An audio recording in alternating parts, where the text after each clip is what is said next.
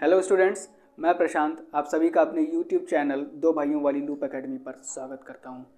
बच्चों, जैसा कि हम सब जानते हैं कि आपके बोर्ड एग्ज़ाम्स शुरू होने वाले हैं। इसी चीज़ को ध्यान में रखते हुए हम आपकी क्विक रिवीजन के लिए फिज़िक्स के कुछ इंपॉर्टेंट टॉपिक्स पर चर्चा करेंगे, जिसमें हमारा पहला टॉपिक है कूलाम का नियम।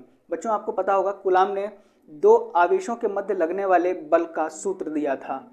दो आवेश, मान लीजिए दो आवेश जो हैं वो वायु या निर्वात में कहीं पर हैं, ठीक है ना। तो इनके मध्य लगने वाला जो बल होगा, आपको पता होगा बच्चों कि कोई भी आवेश हो, चाहे वो धनावेश हो या ऋणावेश हो, उनके बीच में एक बल लगता है। आपने देखा होगा कि पॉजिटिव हमेशा नेगेटिव की तरफ अट्रैक्ट होता है, और अगर दोनों ही सेम हो जाते हैं, यानी कि पॉजिटिव पॉजिटिव हो जाए या नेगेटिव नेगेटिव हो जाए, तो वो एक दूसरे को रेपल करते हैं, यानी कि एक दूसरे से दूर भागते हैं, प्रतिकर्षित करते हैं एक दूसरे को। तो वो किस बल के साथ में एक दूसरे की तरफ आकर्षित होते हैं या किस बल के साथ एक दूसरे को प्रतिकर्षित करते हैं, ये हम कूलाम के नियम के द्वारा पता करते हैं। कूलाम ने बताया था कि कोई भी दो आवेश, ये कुछ भी हो सकते हैं, पॉजिटिव भी हो सकते हैं या नेगेटिव भी हो सकते हैं। हम मान लेते हैं कि पहला आवेश जिसको हमने Q1 नाम दे दिया और दूसरा आवेश जिसको हमने Q2 नाम दे दिया, वायु या निर्वात यानी कि एयर या वैक्यूम में रखे हुए हैं, और इनके बीच की जो दूरी है, मतलब डिस्टेंस है, वो हमने r मान ली, ठीक है। कूलाम भी यही कहते हैं।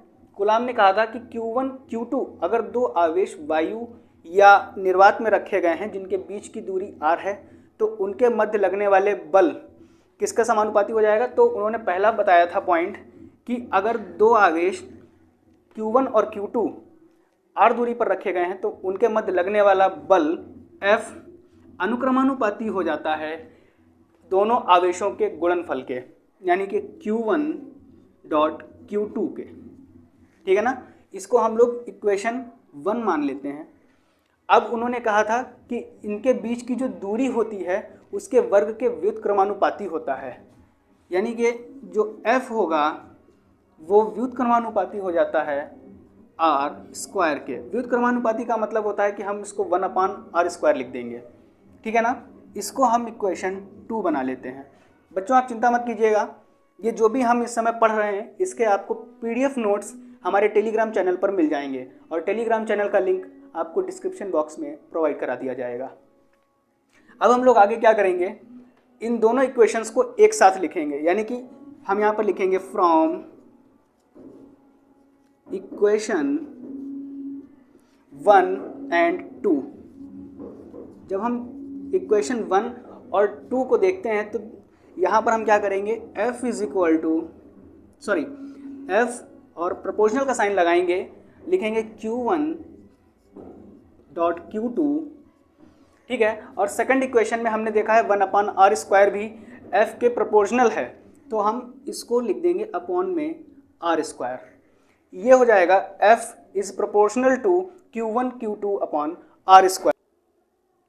तो बच्चों, हमें इक्वेशन 1 और 2 से एक फॉर्मूला मिला है F proportional to Q1 Q2 upon r square. अब हम आगे क्या करेंगे, यहाँ पर जब प्रोपोर्शनल का साइन हटाएंगे तो एक कांस्टेंट लगा देते हैं K Q1 Q2 upon r square, ठीक है ना।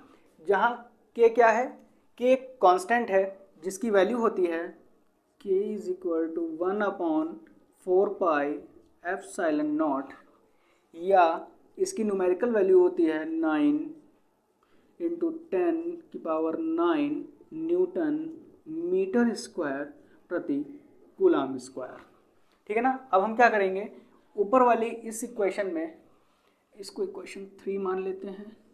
अब ऊपर वाली इक्वेशन 3 में हम क्या करते हैं, K की वैल्यू इक्वेशन 3 में पुट करते हैं, तो हमें एक फॉर्मूला मिलता है F is equal to 1/4 pi epsilon naught Q1 Q2 upon r square, ठीक है ना। ये फॉर्मूला किन्हीं दो आवेशों के मध्य बल ज्ञात करने का फॉर्मूला है। इसमें जो एप्सिलॉन नॉट है इसकी वैल्यू होती है 8.85 इंटू 10⁻⁻12 कूलाम्ब स्क्वायर प्रति newton metre square. Epsilon naught की वैल्यू होती है 8.85 इंटू 10⁻⁻12 कूलाम्ब स्क्वायर प्रति न्यूटन मीटर स्क्वायर। और एप्सिलॉन नॉट को हम लोग वायु या निर्वात की वैद्युतशीलता कहते हैं। इसी के साथ हम अपना आज का टॉपिक ख़त्म करते हैं। मिलते हैं एक नए वीडियो में एक नए टॉपिक के साथ में।